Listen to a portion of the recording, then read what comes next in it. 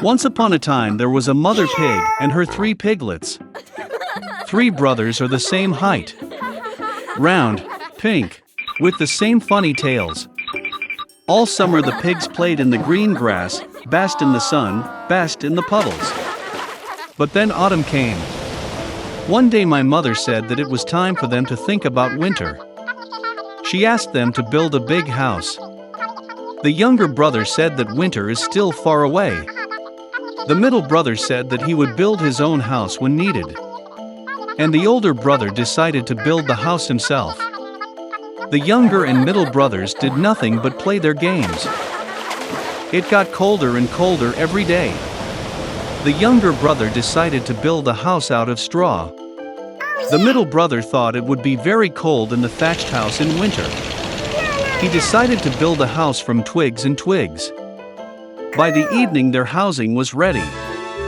They were very proud of themselves and could not get enough of their buildings. Now they were free and could do whatever they wanted.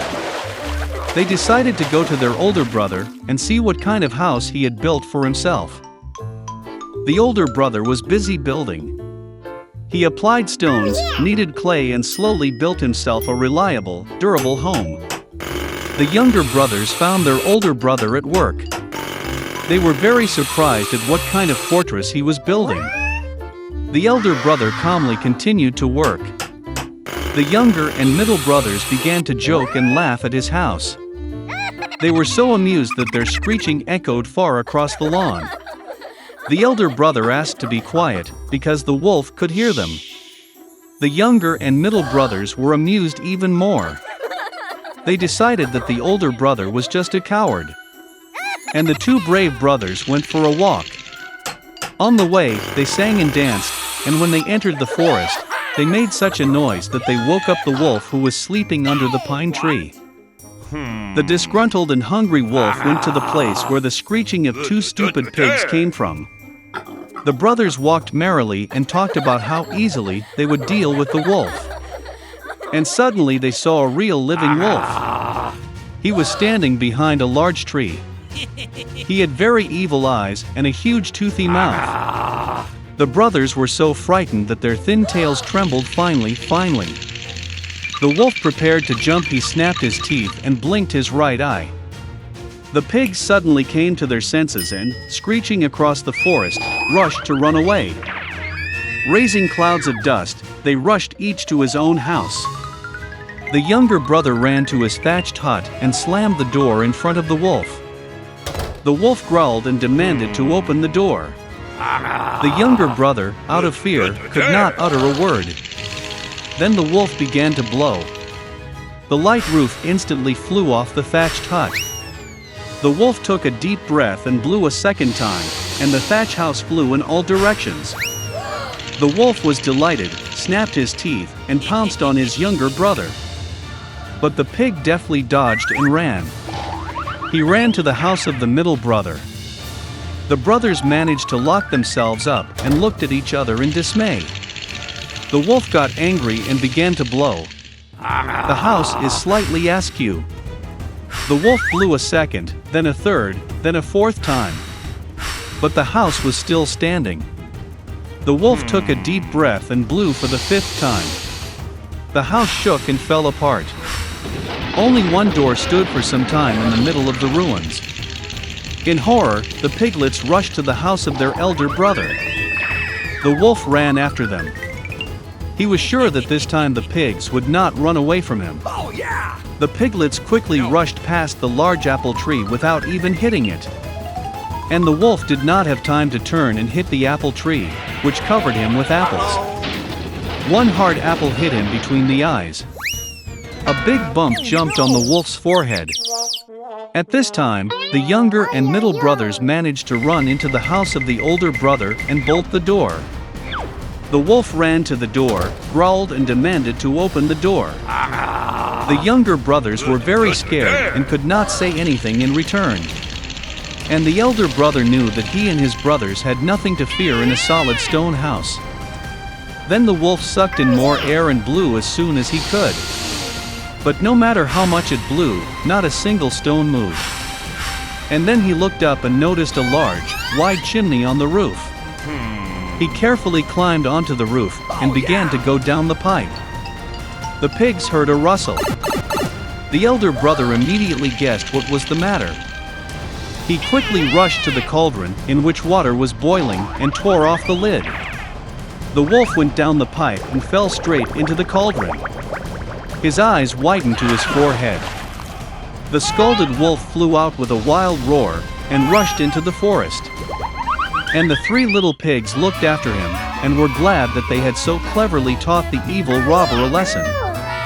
From that time on, the brothers and their mother began to live together under one roof. Lemuel Gulliver spent 5 whole months with his wife and children in England, but the craving for travel turned out to be stronger. So, having become the captain of the adventurer ship, Gulliver set off on another voyage.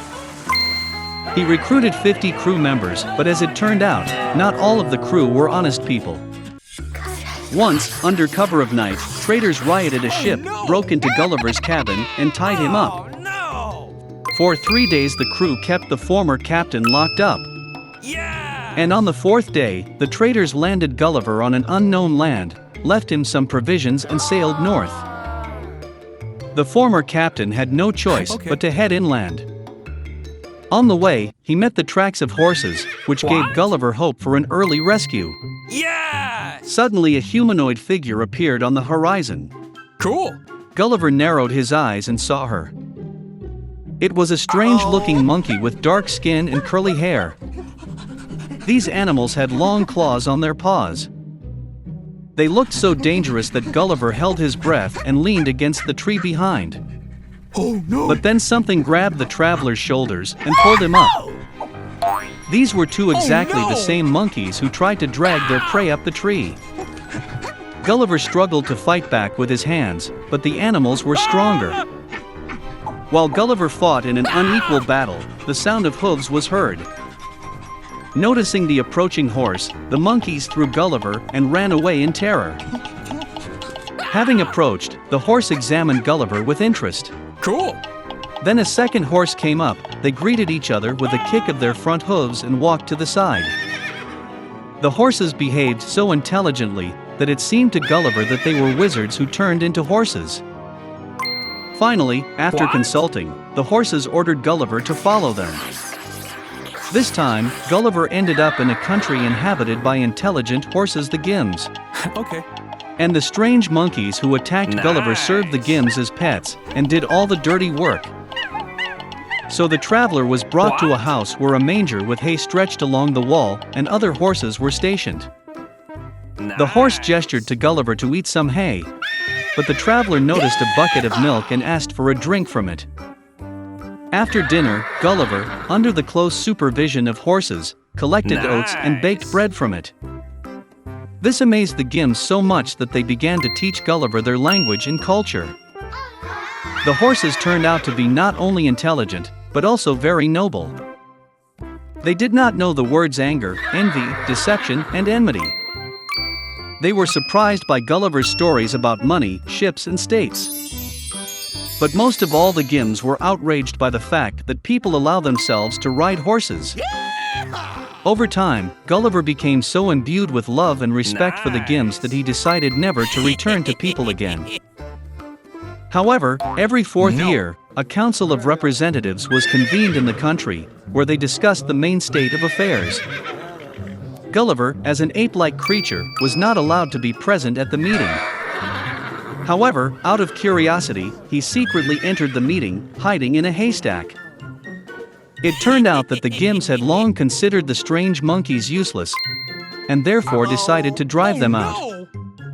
And Gulliver with them. Without waiting for his fate, the traveler hastily made a boat and went to the nearest island.